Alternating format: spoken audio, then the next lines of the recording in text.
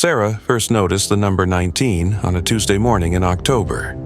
It was scrawled in the condensation on her bathroom mirror. Not written, but somehow formed there, as if the steam itself had arranged into those digits. She wiped it away, thinking her mind was playing tricks after another sleepless night of strange dreams. The dreams had started 3 weeks ago, always the same. A figure with too many wings standing at the foot of her bed, speaking in a voice like rushing water. "Do not be afraid," it would say, though its very presence filled her with a terror so profound she'd wake up screaming. The weird part? She could never remember being scared in the dream itself, only after waking, as if fear was something her conscious mind had to learn all over again. Her therapist, Dr. Martinez, suggested stress from her new job at the CDC. "Pattern recognition software can mess with your head," he'd said. "You're seeing connections that aren't there."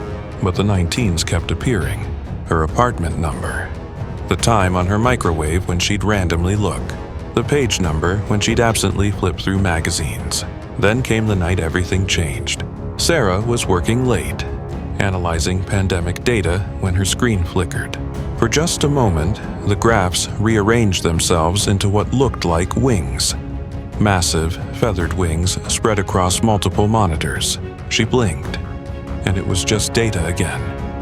But in the reflection of her dark window, she saw him.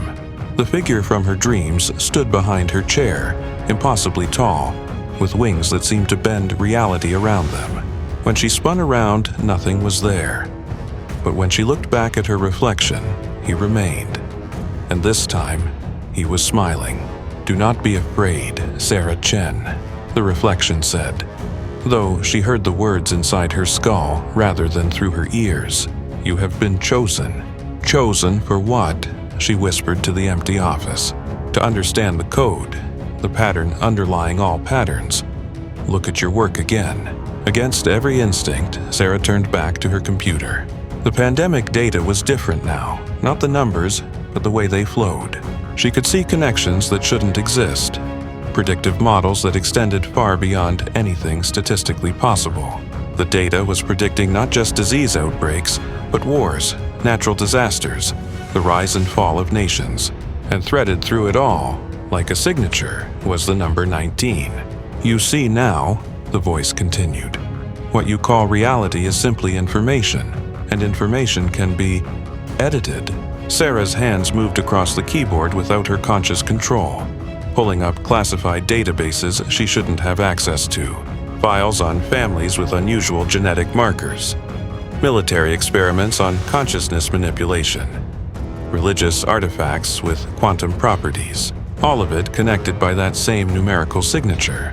"The ancient texts call me Gabriel," the voice said, "but names are just another form of code.